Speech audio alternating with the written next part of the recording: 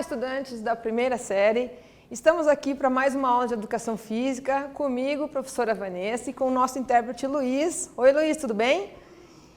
E a gente está aqui hoje para falar um pouquinho mais sobre o punhobol. E qual que é o objetivo dessa nossa aula? O objetivo é que vocês consigam identificar os fundamentos do punhobol, localizar a prática do punhobol no Paraná e investigar algumas curiosidades do punhobol. Eu trago aqui para vocês algumas perguntas para que isso tudo faça sentido ao término da nossa aula. O que são fundamentos de um esporte? O que vocês acham que seja um fundamento do esporte? Então, o professor às vezes chega para vocês para dar aula e fala, olha, hoje nós vamos aprender os fundamentos do basquete, por exemplo. O que são esses fundamentos? Você sabe o que são? E dentro do punhobol, você sabe dizer quais são os fundamentos dessa modalidade esportiva? A gente vai vê-las hoje. E quais cidades do nosso estado têm equipes que jogam punhobol? Então você aqui já deixa entender que existem cidades do nosso estado que têm equipes que competem o punhobol. A gente vai ver algumas delas nessa nossa aula.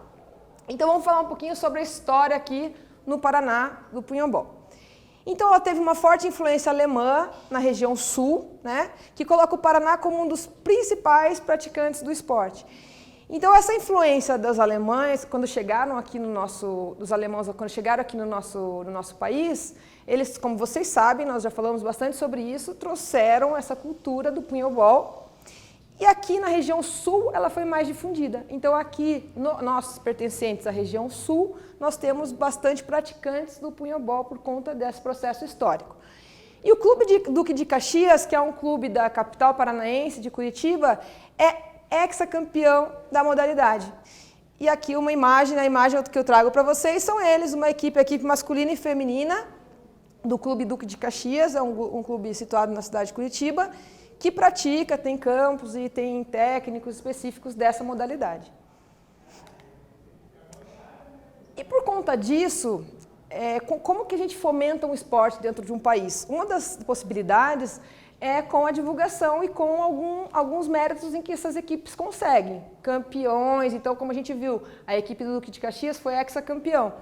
E aí vai incentivando as crianças. E essas crianças vão tomando gosto pela prática e cada vez mais esse esporte vai aumentando. Tem uma escola no município de Curitiba também que, não só por isso, claro, mas eles vislumbram muito equipes que são mais velhas, equipes que têm várias conquistas. E foi feito um projeto dentro dessa escola de punhobol. Como tem projetos de futsal, como tem projetos de badminton, uma professora resolveu fazer o projeto de punhobol. Então, a influência e o incentivo é muito importante para que o esporte seja conhecido, né? Então, através de projetos esportivos, a gente consegue levar o esporte para dentro da escola, as crianças vão praticar, vão gostar, vão conhecer, querer saber um pouco mais, e com isso ele vai aumentando a sua prática dentro do nosso país. E a gente chega no nosso primeiro exercício, tá? Escreva 2 fundamentos que você acha que seja do punhobol e 2 também do voleibol. Professora, mas você não explicou ainda o que é fundamento. Não tem problema, eu quero que vocês pensem e coloquem o que vocês acham, não tem problema errar. O que vocês acham que sejam 2 fundamentos do punhobol e 2 fundamentos do voleibol? Nós já voltamos para conversar sobre isso.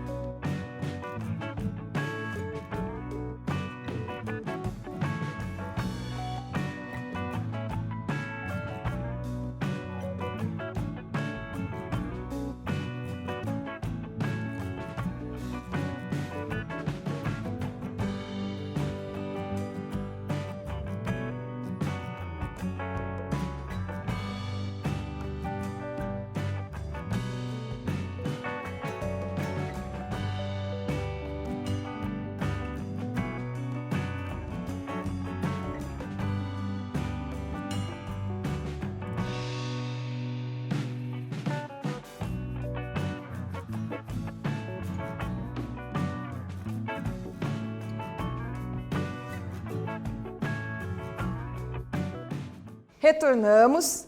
Então vamos falar um pouquinho sobre o que são os fundamentos de um esporte. Então quando a gente fala na parte de fundamento, da parte técnica, nós estamos falando de movimentos que a gente precisa se adequar, a gente precisa compreender e conseguir fazer, realizar para praticar determinado esporte. Então o que vocês acham agora, sabendo o que é um fundamento? Alguns fundamentos do punhobol. Colocaram o quê? Saque, né? Levantamento, o que vocês acham? Que a gente já pode falar um pouquinho também sobre o voleibol, manchete, o toque, são fundamentos daquele esporte, no caso o vôlei, que eu preciso me apropriar, eu preciso aprender para eu conseguir praticar. Então vamos falar um pouquinho sobre os fundamentos do punhobol. Vocês vão ver que por que eu escolhi o vôlei e o punhobol, né, para fazer essa associação? Porque ele é bem parecido, óbvio que não é igual, ele é parecido, então algumas características são parecidas, eu quero que vocês tentem fazer essa ligação aí durante a aula. Então o saque é um fundamento do punhobol, tá? É no início da partida, né? Assim como o vôlei também, então a partida começa com o saque. O jogador deve estar atrás da linha de 3 metros, nós já vimos um campo de punhobol, 50 por 25, tem o menor, o salão, né, que 40 por 25, pode ser menor ainda, depende do espaço que tem. E no meio do campo, da quadra, tem uma linha central e dessa linha central, para um lado, a gente marca 3 metros e do outro 3 metros. Essa linha é a linha de saque.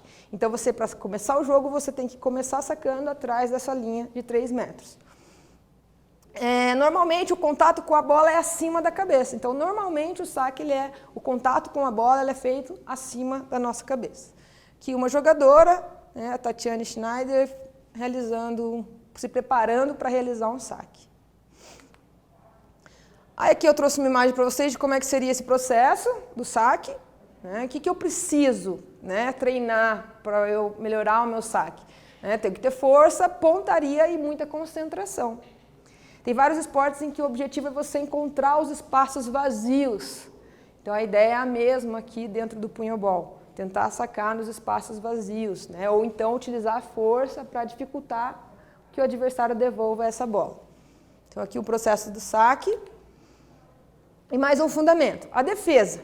Tá? Então, quando eu estou jogando, eu preciso ter esse fundamento de defesa dentro do punhobol, que é o ato de controlar a bola após o saque ou o ataque. Então, ao adversário efetuar o saque, eu tenho que ter uma boa defesa para tentar controlar essa bola da melhor maneira possível, para ela chegar, como a gente diz, redonda para o próximo jogador, para a continuidade da jogada ser a mais perfeita possível. A execução de uma boa defesa. Existem vários tipos de defesa, a professora trouxe um. Então, os joelhos semiflexionados, com a base dos pés na linha dos ombros e o olhar voltado para a bola até o fim do contato. Então, eu vou flexionar o joelho, pernas paralelas ali, sempre observando, olhando para a bola até o final do meu contato da defesa. Aqui no caso, ó, ele já foi para um salto, porque ficou mais distante, né, mais longo, e ele provavelmente estava numa posição aguardando para a defesa, para efetuar essa defesa da melhor maneira possível. E tem algumas situações de defesa. Então, tem o rolamento, que é a queda lateral, então eu faço a defesa, né, com o rolamento na queda lateral, e o famoso peixinho, que é a queda para frente. Tem muitos. No voleibol usa-se muito, né, essa queda, o líbero se apropria muito da queda, porque ele é um jogador, teoricamente, de defesa, e ele utiliza todas essas técnicas para efetuar o melhor passe possível para a próxima jogada. O que eu preciso para ter uma boa defesa? Noção de cobertura, controle, pique e arrojo. Então, eu tenho que ter uma boa noção de cobertura, porque às vezes eu imagino que essa bola venha, por exemplo, mais forte e a pessoa vai só, né, deixar essa bola, dar uma largadinha na bola. Então, eu tenho que ter essa noção de tempo, de como é o movimento que o outro atleta ou outro jogador do outro lado faz, para eu já saber e tentar prevenir essa jogada que vai vir para a minha defesa. E assim a gente chega no nosso segundo exercício. No punhobol, em qual posição você gostaria de jogar? Então, qual posição que você, a partir do que a gente viu, né, em qual posição você gostaria de jogar? Defesa, ataque? Ah, professora, eu gostaria de jogar mais para lateral. e por que você fez essa escolha. Já voltamos.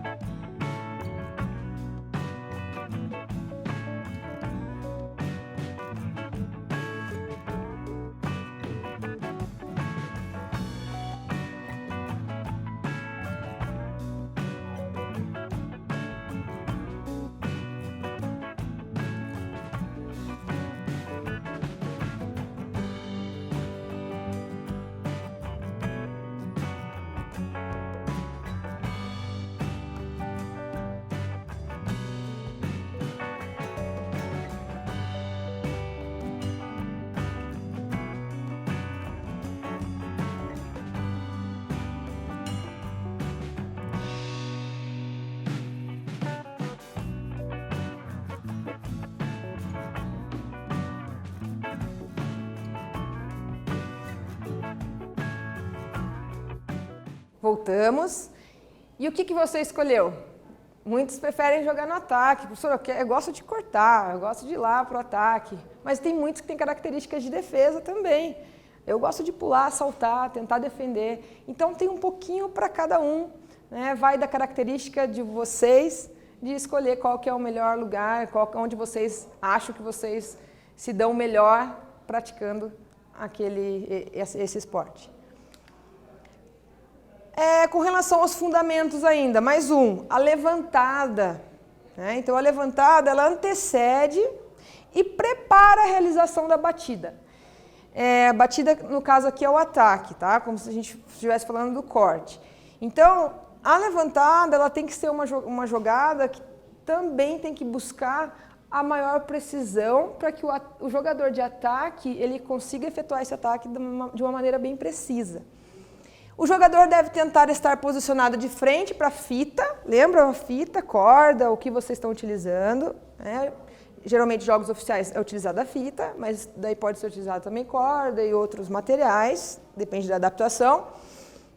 E o jogador ele tem que tentar sempre estar posicionado, né? Virado de frente para a fita. O antebraço deve entrar por baixo da bola e o movimento realizado de maneira suave. Então, para fazer essa levantada, geralmente o antebraço ele entra por baixo e vai tentar levantar essa bola de uma maneira mais precisa possível. Uma curiosidade, quando a gente faz no voleibol é mais comum a manchete, no punhobol é uma mão só. Então é um pouco mais, se vocês tentarem realizar esse movimento quando estiverem com uma bola, vejam como é mais difícil, né, ser mais preciso com uma mão do que com as duas. os tipos de levantada. Então, eu trouxe alguns tipos para vocês. Tem a quicada, que é o passe ou a defesa está longe da fita, então ele está lá longe da fita, ele vai tentar fazer essa bola quicada. E a bola ao ar, que a defesa ou o passe está perto da fita, então ele joga, levanta ali para que o jogador de ataque já venha para realizar o ataque, a cortada. E o que eu preciso para realizar uma boa levantada? Agilidade, porque eu tenho que ser ágil para estar no momento correto. Quanto melhor eu estiver posicionado para fazer o levantamento, melhor vai ser. Então, eu tenho que estar sempre ligado no jogo para estar sempre na posição correta para efetuar isso de uma maneira mais tranquila. Se eu chego, como a gente disse, quebrado na jogada, vai ser mais difícil o levantamento e mais difícil para quem vai cortar. Então, eu tenho que tentar chegar sempre inteira na bola para se posicionar da melhor maneira para realizar essa levantada. A técnica apurada e a movimentação, né? Então, eu tenho que ter uma técnica apurada, né? O domínio dessa técnica de levantada para que o ataque saia correto de uma maneira eficiente. E aí a gente tem a batida ou ataque, né? Que é realizado geralmente pelo jogador denominado batedor. Então, dentro do punhobol se chama o batedor. A bola deve estar à frente e acima da cabeça do batedor e manter os olhos na mesma, né, na mesma até a batida, manter os olhos na bola até terminar a batida. Pessoal, isso aqui, tá, como seria o ideal, mas eu tenho certeza que você já deve ter visto batida diferente, a bola já está mais caída, ele tentou só empurrar do outro lado, então eu trouxe suposições para vocês irem imaginando uma jogada, né, perfeita, uma jogada correta, mas na hora do jogo você pode adaptar da melhor maneira possível. Pode ser feito em curta, média ou longa distância, então eu posso fazer essa batida de vários locais da quadra, e pode ser com ou sem efeito, eu posso fazê-la girar e efetuar um efeito nessa bola. O que eu preciso para ter um ataque de eficiência? Força, coordenação e visão de jogo. Lembra que a gente falou de procurar os espaços vazios? Tá aí por quê? Porque eu tenho que tentar encontrar esse espaço vazio e dificultar a devolução adversária. E aqui eu trouxe algumas curiosidades dentro do punhobol para a gente conversar. Então, o campeonato mundial do punhobol geralmente acontece de 4 em 4 anos, não é todo ano que acontece. O primeiro foi realizado em 1968, então tem um total de 13 campeonatos mundiais. A Alemanha, dentro desses 13, tem 10 títulos, a gente está falando do masculino. Tem 10 títulos e o Brasil, nosso país, tem 2 títulos. Informação bem legal para vocês. Com relação, a gente tem o Mundial em que são utilizada a seleção e tem também clubes. Então, dentro dos clubes, Mundial de Clubes, o Sojipa, que é de Porto Alegre, é o clube que tem mais títulos. Ele tem 10 títulos no masculino e 1 no feminino. Tá? E a principal atleta da nossa seleção é a Tatiane Schneider, que tem 2 mundiais interclubes, 2 vices mundiais pela seleção brasileira de punhobol e 14 títulos brasileiros. Ela foi 14 vezes campeã do Brasil. Está aqui nossa atleta, é uma inspiração para muitas crianças, muitos jovens que estão começando na carreira do punhobol. Aqui o campo. Esse campo, inclusive, é lá do Duque de Caxias, né, do Clube Duque de Caxias, só para vocês visualizarem e terem uma ideia de como que funciona aqui a linha que a gente comentou no saque. Essa aqui é a linha do saque, ó, dos 3 metros. Linha central e a linha do saque aqui, laterais e a linha de fundo. Tá? E o nosso terceiro e último exercício é para você desenhar um campo de punhobol. E não esqueça de colocar as fitas com as cores claras e escuras. A gente já comentou sobre isso, que essa fita, ó, pode verificar aqui que ela está vermelha e branca. Então, num espaçamento de uns 15, 20 centímetros oficial, ela é colocada essas cores para facilitar a visão do atleta na hora que ele está jogando. Então, desenhe o campo, não esqueça da fita e logo retornamos.